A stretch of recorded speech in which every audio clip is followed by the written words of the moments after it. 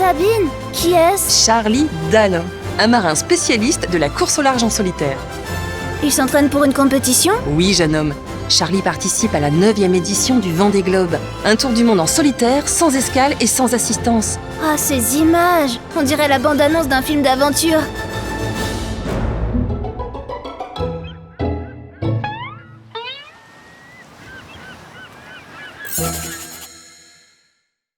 Regarde Sabine, j'ai dessiné le monde. Tu veux bien y ajouter le parcours du Vendée Globe? Bien sûr, jeune homme. Elle est belle, ta planète. Et voici le tracé de la course. Les marins partent des Sables d'Olonne, en Vendée. Ils descendent l'océan Atlantique, arrivent au niveau du cap de Bonne-Espérance, tout en bas de l'Afrique, puis contournent l'Antarctique. C'est à ce moment-là qu'ils effectuent leur tour du monde, dans sa plus petite largeur, certes, mais un tour du monde quand même. Puis arrivés au niveau du Cap Horn, tout en bas de l'Amérique du Sud, ils entament leur remontée vers la France. Waouh! Ils vont naviguer combien de temps? Il faut compter 3 mois pour parcourir environ 44 000 km. Pourquoi environ 44 000 km? Parce que, tout en respectant le parcours global, les marins vont devoir choisir leur propre trajectoire. Ils vont utiliser toute leur science de la navigation pour trouver les vents qui les pousseront le plus vite possible dans la meilleure direction, tout en contournant les dangers. Un bateau peut donc effectuer une plus grande distance mais à très grande vitesse et finalement arriver premier. Exactement. Et c'est la raison pour laquelle, bien avant le départ de la course, les marins étudient très sérieusement les conditions météorologiques de chacune des 3 grandes zones climatiques qu'ils vont traverser. C'est quoi la différence entre météo et climat? La météorologie décrit les conditions de vent, de température, d'humidité, de pression dans un lieu précis pendant 1 ou plusieurs jours. Et le climat? Le climat, c'est l'ensemble des phénomènes météorologiques qui caractérisent une grande zone de la Terre pendant une longue période. Pour comprendre, on va faire un nouveau dessin. Une petite Terre éclairée par un grand soleil. Voilà! Il te plaît mon dessin? Beaucoup. Les climats dépendent de la façon dont les rayons du soleil frappent la surface de la Terre. Ils n'arrivent pas partout de la même façon? Non, parce que la Terre est ronde.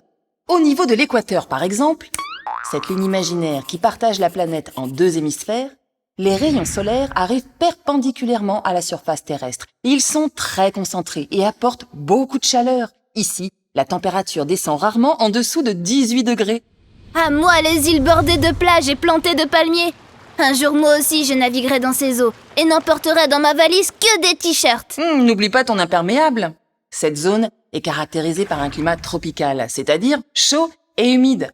On dit tropical parce que l'équateur est situé entre le tropique du Cancer au nord et le tropique du Capricorne au sud. Dans cette zone, comme il fait toujours chaud, l'eau de l'océan s'évapore facilement, forme des nuages et il pleut presque tous les jours.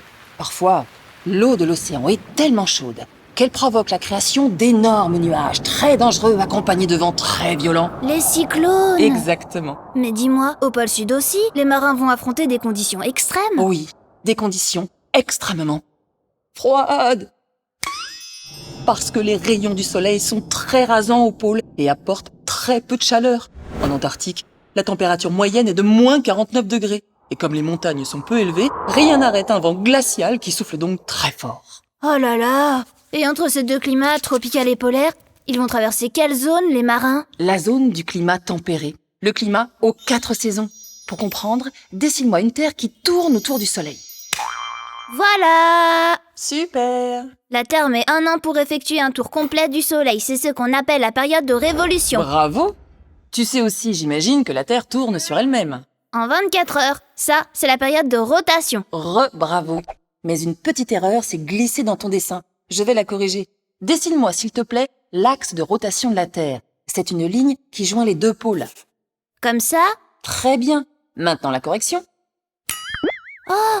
La Terre penche! Disons plutôt que l'axe de rotation de la Terre est incliné de 23 degrés par rapport à sa trajectoire autour du Soleil. À cause de cette inclinaison, au cours de l'année, la distance entre la surface de la Terre et le Soleil change légèrement, mais suffisamment pour que les saisons apparaissent.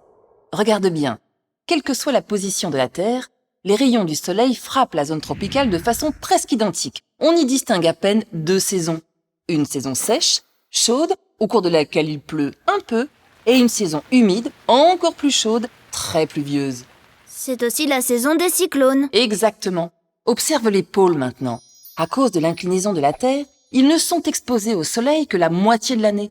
Pendant 6 mois, il fait pratiquement nuit tout le temps. Et les 6 mois suivants, c'est l'inverse. Il fait jour presque tout le temps. Ça alors? Et chez nous? Observe bien la France, dans l'hémisphère nord. Elle est parfois très exposée au soleil, c'est l'été. Et parfois beaucoup moins, les rayons du soleil sont plus rasants, donc moins concentrés, c'est l'hiver. Le printemps et l'automne sont des saisons intermédiaires. Ok, les 4 saisons ne peuvent donc exister que dans la zone tempérée, entre les tropiques et le cercle polaire. Tu as tout compris. Mais Sabine, les marins du Vendée Globe, ils n'ont pas un petit peu peur de traverser certaines zones? Ils aiment l'aventure. Demande à Charlie.